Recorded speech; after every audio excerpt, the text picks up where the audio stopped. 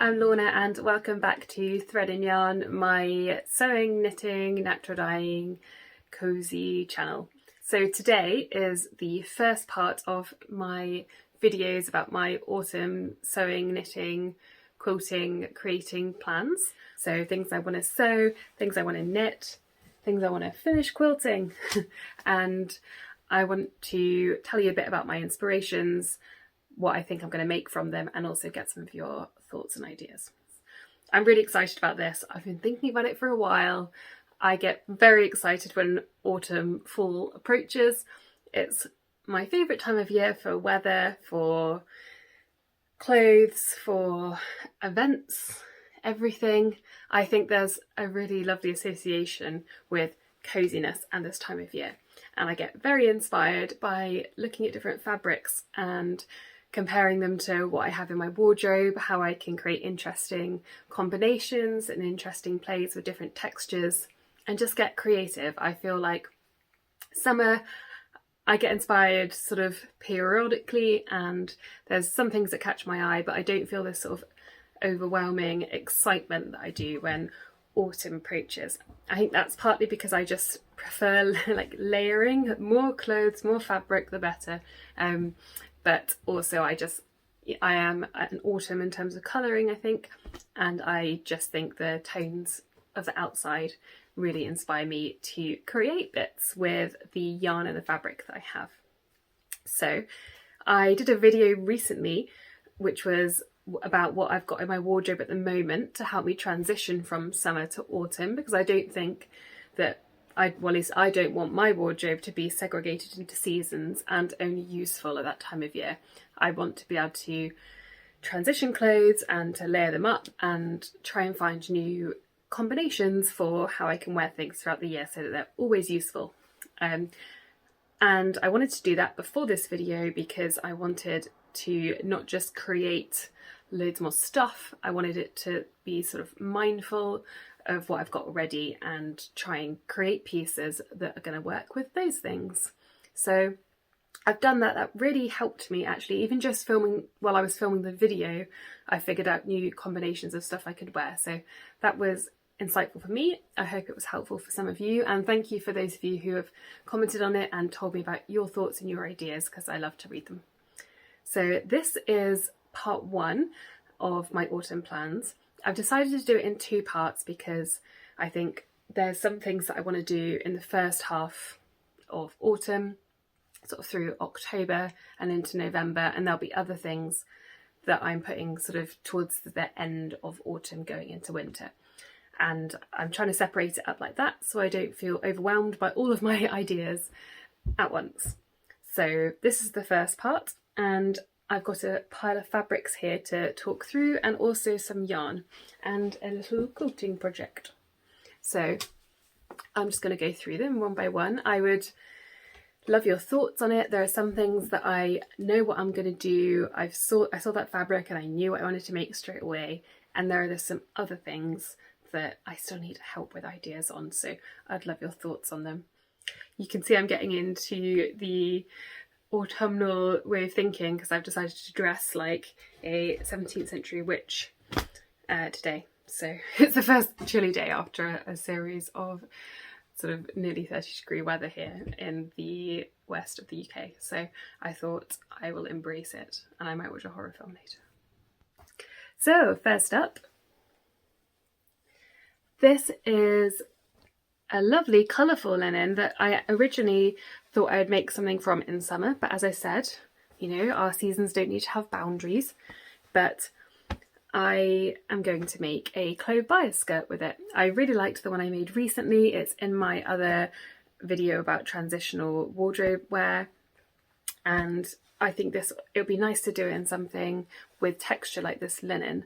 So in the last one I made it with Cupro and it was quite drapey. It looks, you know, I could dress that one up quite a bit. This is a lovely linen from Merchant & Mills. What a surprise. And I'm going to try and squeeze the clove bias skirt out of it. I say try and squeeze because cutting things on a bias does mean you can have a little bit more waste because you've got to cut diagonally.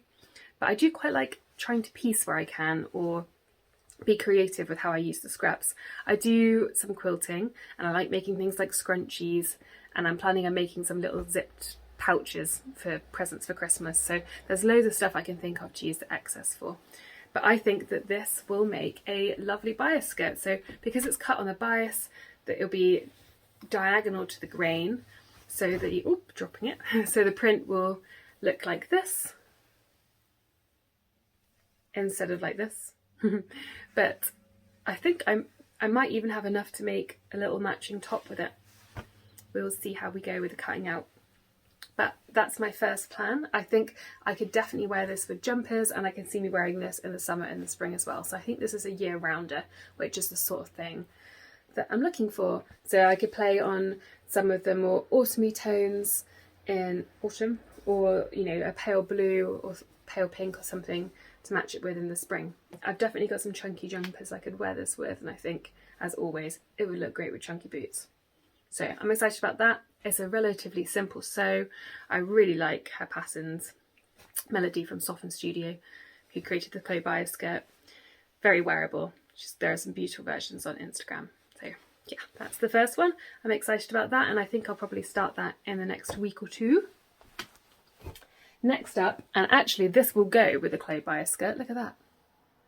This is something I need to fix. So I sewed up my first summer camisole by Paradise Patterns in this lovely, you can see it's a bit of a mess, in this lovely, I think it's bamboo rib from Blackbird Fabrics, who are in Canada. It's called Avocado Green, this colour, and I just love this colour. I really think if I could choose a favourite colour for me and my tone, it would probably be this.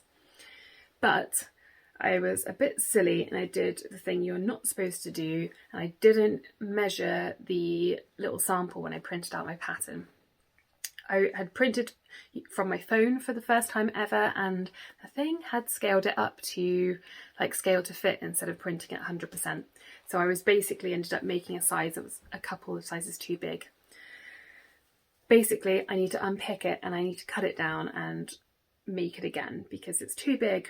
But oh my lord, I overlocked everything, so it's a bit of a pain. But I'm in love with this fabric, and I've got enough to make some matching underwear with as well. I'm going to make some pants, and I think it'll be really nice. It's got a sort of shelf bra on the inside, so that's really nice, really comfortable. I'm into stuff like this, and I think I could wear this with a little cardigan over the top with the clay bias skirt, or yeah, just layer it with anything really. And it's nice having that extra bit of support inside. I bought some wide elastic. I think it's about 1 inch wide to go in things like this, because I'm going to make some other little bras and pants too. This is what I want to just get done and get finished. So this is definitely up there on my autumn plans. I think it's going to be very wearable, lush colour. Just need to have a night of unpicking, I think, pop a nice film on, glass of wine, and my unpicker. Now, this fabric, I would say you might recognise, but I'd be very impressed because it's hard to tell apart from any other natural coloured fabric. This is a hemp cotton, I think, yeah, combo from Merchant & Mills, and I used it to line my Merchant & Mills Etta dress that I made for my birthday recently. And what I really like about this fabric, and what is hard to communicate, I think, over video, is there is something about it which just feels like it's got a really historic texture. It's the only way I can describe it. Like, I can imagine an underdress or a corset or some hidden inner pockets being made out of this, you know, the 18th century or something.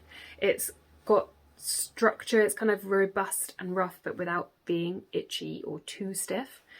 It's just lovely. And maybe that's because hemp is, you know, historically, hemp and linen or hemp and flax would have been fibres that we'd have used for things like this, and there's something about it, I'm used to seeing it. There's this lovely museum in Bath called the American Museum, and they've got some lovely examples of furniture and fabrics and quilts from America, you know, over hundreds of years. And I think it reminds me of some things I've seen in there. So that's a bit of a description about the fabric. I've also used some of it to make a little curtain, cabinet curtain for my downstairs loo, and I still have about 1 metre and a bit left. maybe a bit more than that. I hope so. So my plan for this, I'm very excited about. I have been learning how to do hand smocking lately. It's something I did a bit of when I was younger, but I've got some lovely, lovely books that my delightful friend at my local yarn shop where I work a day a week has lent me, and it goes through loads of different vintage smocking patterns, and I'm going to have a go at drafting a smocked shirt.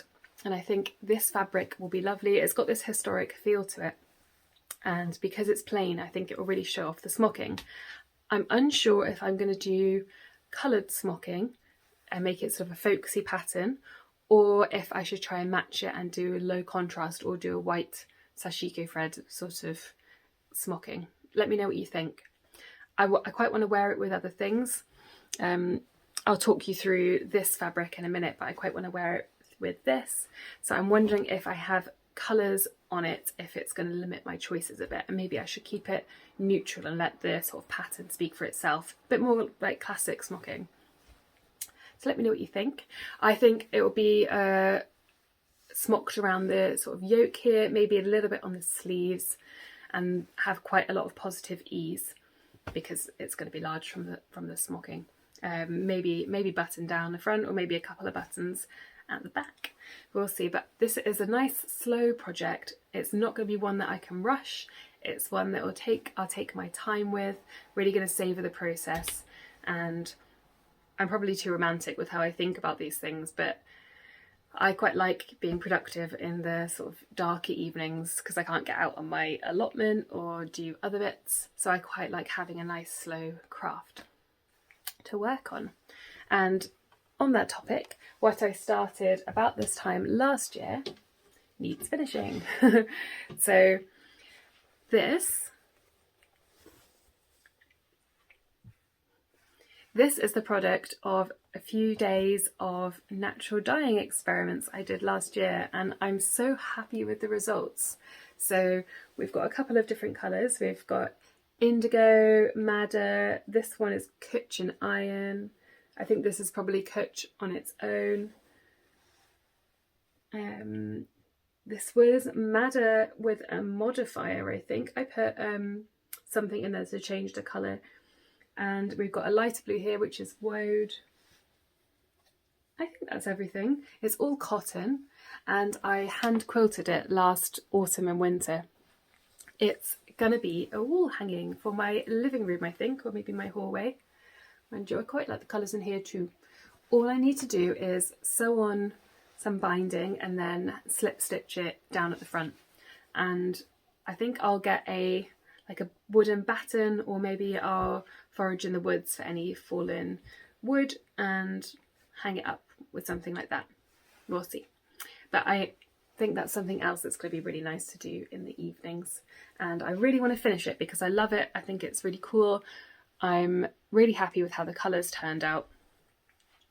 And I'm looking forward to hanging it up. So that's something I'm going to work on over the next couple of weeks.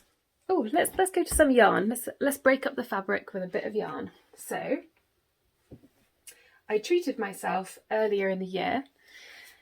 Pigment and Ply was doing a pre-order advent sale, and I bought myself 3 skeins of these gorgeous autumny colours. So this is Proserpine and Pluto. So Pigment and Ply, if you don't know her, she creates beautiful colourways on yarn, all inspired by classical paintings.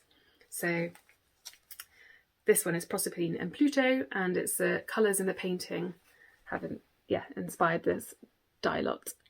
It's got all the perfect autumn leaf, warm fireside colours that I just adore. But I don't really have any knitwear in this colour, so I've got some fabric in this colour but no knitwear. I'm experimenting with some different shapes on me just because I feel like my body's changed as I'm progressing through my 30s, and I want to try out some different things. I've seen some sort of some lovely posts on Instagram where people have had nice big full skirts and then something a bit more fitted on the top. emphasising the waistline, but I don't want it to feel sort of too traditional or like a 50s look. That's not what I'm going for, because I want it to be practical as well. I do a lot of stuff outside, and I want to be able to alternate what I wear things with.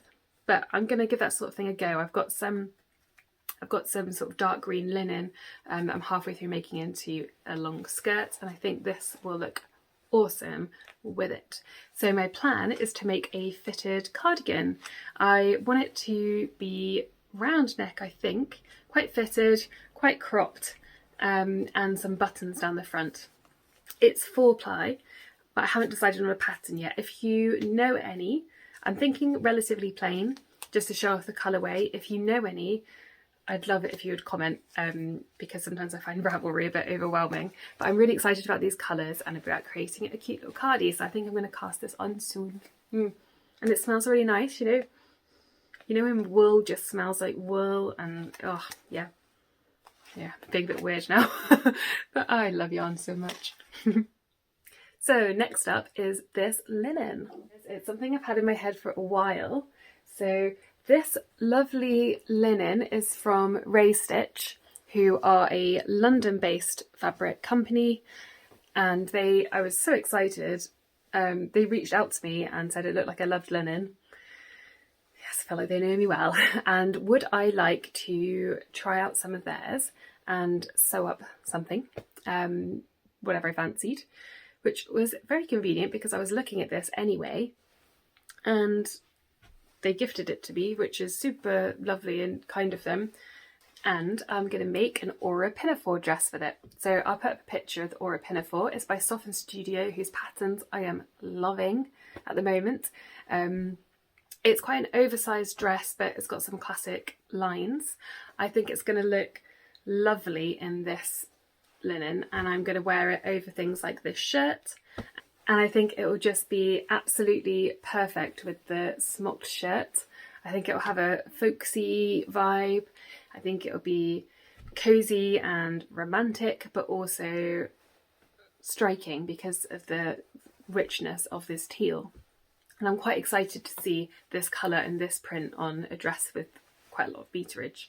So I'm very excited about this. This is probably going to be one of the first things I make, and I'm going to drag my partner up onto the common. We've got a common at the top here near where I live, and there's beautiful views over the Severn, and it's often spooky and misty and foggy in the mornings. So anyway, yeah, I'm imagining where I'm going to take a picture of it, as well as what I'm going to make with it, just because I think it would be really fun.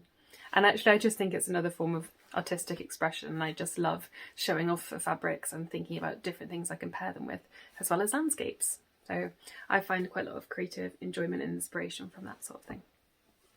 So this one I feel super fondly. I went to the most delightful thing ever a couple of weeks ago. My knitting friends and sewing friends and we met up and we did a yarn and a fabric swap, and honestly it was like Christmas morning. Better than any Christmas morning I think I've had. Everybody was so joyful and so excited, and it just worked out perfectly. So I had some pink yarn which I knew I was never going to use because pink, me, doesn't work. But one of my friends was over the moon to have it, and then this cotton shirting that my other friend just didn't really want anymore. I saw it and I was in love.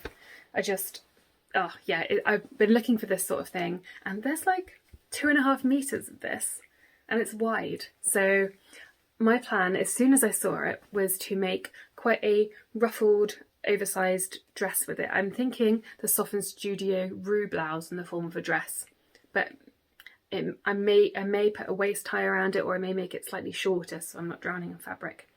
But I just think these sorts of colours will look lovely, and I think the combination of the check, which may be kind of traditionally maybe like a masculine shirt pattern, will look lovely combined with the ruffles and that sort of feminine floaty look. I want to look kind of in the cross between a pirate or a carrot from Wuthering Heights.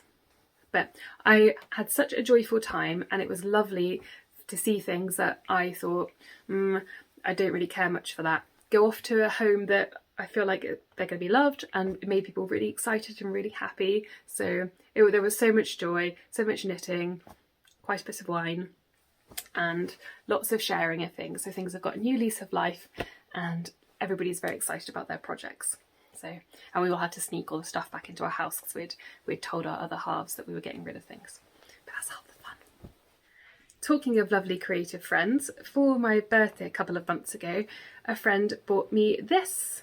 It is a wooden crochet hook. I didn't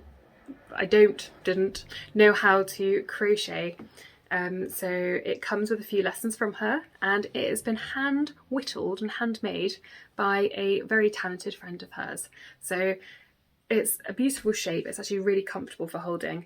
It's super special to me, one of the loveliest gifts I've ever received.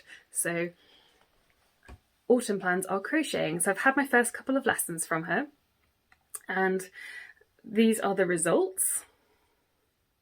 So I'm using up scrap yarn that I have. Oh, that's the back. We've been inspired to use up some of our scrap yarn to create a crocheted waistcoat. I've been quite inspired by a toast waistcoat from last season. And as I've said before, I adore waistcoats. I think they're brilliant for layering over other things. I think I get lots of wear out of them, and it really helps transition things across different temperatures and times of year. So I'm slowly working on this. I think she's making one as well, so we're going to have matching waistcoats. We'll look out for that on my Instagram when I finally finish it. But yeah, I've done a couple of these squares, and I'm learning as I go, but I'm having lots of fun, and I'm going to do more of that this autumn. And I'm enjoying using up scraps as well. It's a great little scrap buster. I'm going for similar sort of folksy colours to the toast one. It's not going to be, you know, exactly the same. I'm just inspired by it. But these are just the colours I have, and I think they're going to be cool and go with lots of other stuff that I have. So I also have this floral print. Now, it's unusual for me to buy a floral print, to be honest. Sometimes I feel like it's a little too fussy, but I really like this one. I like the autumn orangey tones. I think it's going to suit me. There's a bit of a close-up for you. It's dead stock as well, which is great. So that means that it's left over from a designer. I bought it via Merchant & Mills. I'm still deciding what pattern to use for it. So I've got an image in my head, but I can't quite find the right pattern. So I wanted to feel kind of like a prairie style dress, I guess. So I want it to have some fitted elements, and I want it to have quite a lot of volume as well. But I want to combine it with dark elements. So I'm imagining wearing it with chunky black boots, or maybe an oversized dark jumper. I'm thinking maybe V-neck with some self-cover buttons down here, or some little cream buttons, maybe some dark wooden buttons or something. I'm unsure about the sleeves. Yeah, if you've got any, I know that's not much to go on, but if you've got any ideas, I would love to hear them. I quite like the idea of making like a pretty dress that I can contrast. You know, I could even wear something like this waistcoat over the top with chunky black boots. I quite like that, sort of adding a dark element to something that would otherwise kind of be maybe a little bit twee or pretty. So yeah, let me know if you've got any ideas for that. I'm struggling on patterns. I know Liberty did some that I thought could work, but then I couldn't find the sort of one I had in my head. But I put some ideas up here. So this is the sort of thing that I'm thinking. If this jogs your memory about any patterns that you like, please let me know. I'd be really grateful. So next up is a pair of trousers. So I've had this popcorn denim for a while. It's got these little white flecks in. You can see it's a really robust denim. I think it's 12 ounces, so it's pretty heavyweight. I want some robust autumn winter jeans that I can wear in really cold weather, that aren't going to mind me sort of being out in the garden, or they're not going to be sort of fancy jeans. I want to get a lot of use out of them. So I'm just trying to decide on a pattern. I think it's probably going to be the Helene jeans by Anna Allen, because I've made lots of her patterns before, including the Helene jeans, my brown cords that I posted in my second capsule wardrobe video. They're a good fit for me. They're quite a classic jean shape, and I think this sort of classic denim is going to work really well with it, and I'll be able to pair it with lots of the blouses that I have and a lot of the knitwear. So I think it's going to be a really good staple piece in my wardrobe. So yeah, I'm excited about this. Oh, here's the label. Does it say? Yeah, 12 ounce Japanese dead stock non-stretch popcorn denim from Blackbird Fabrics. So yeah, I've had this for a bit of time. I've got 1.5 meters, so that's going to be enough. And I always like buying dead stock as well. So you can hear and see how stiff it is. So I need to pre-wash it first, and we'll see how it is after that. But denim is going to soften up with wear, so I'm hoping that it will be all right. I need to get some new denim needles to make sure I go through the fabric well. But I'm going to do some top stitching on this as well. I'm thinking I might even do like an off-white top stitching just for a bit of contrast. It could be cool with all these popcorn flecks. We'll see. But I really like making jeans. I like doing top stitching. I quite like sort of slow, detailed work that really shows off that you spent some good amount of time doing it. So yeah, looking forward to this project, but this is going to be the sort of thing where I want a weekend just focus on it and make sure the fit is perfect and all the finishing details are as good as I can get them. So it will be a piece that I can keep forever, hopefully, because jeans like this you can just keep patching up and repairing until they are completely threadbare. So I'm just hoping they'll last for a long time. So last up is I plan on knitting socks for myself this autumn. My other lovely friends, I'm really lucky, gave me the 52 Weeks of Socks volume 2 for my birthday, and I'm really excited to get started. Knitting socks is somewhat new to me. I've done some which are here actually, and on their lonesome because I've only knitted one of each, which is silly. So I need to finish those. But yeah, I plan on just doing a lot of small little knitting projects like socks through autumn. I've got a weird issue with my foot, and I think that if I wear wool, it's just a lot better than anything with like a plasticky content. So I'm trying to knit my own wool socks because it's actually really hard to find affordable wool socks for women that aren't super chunky. So I want some relatively fine knit ones. So I've got this from Coop Knits, which is quite affordable, and yeah, I think it's a gorgeous colour. Obviously I have so much green, so I'm gonna have a go at some of these. I'll show you my progress. I've really enjoyed sock knitting so far. I've tried out circular needles and double pointed. I don't really have a preference as long as a circular needle is about sort of 30 centimetres long, because otherwise it's a bit tight. But I've noticed my tension is quite loose on double pointed. Maybe that's just me holding it differently, needing to do a bit more practice on DPNs. Not sure, but I might stick to circulars for now. But I'm looking forward to trying out some fun patterns from here. So thinking back over the things I've talked through to you, I realised that quite a lot of them are dresses or skirts, and I was wondering why that is. And I think it's because I find dresses and skirts probably the easiest to layer up and certainly the most fun. I'm quite practical throughout the day, like I'm often at the allotment or in the garden or with the chickens or making something. So I don't often wear sort of short or tight things, but I quite like dresses and skirts. They make me feel special, or like my outfit is cool and a bit special, and I don't find it too sort of difficult for practical things.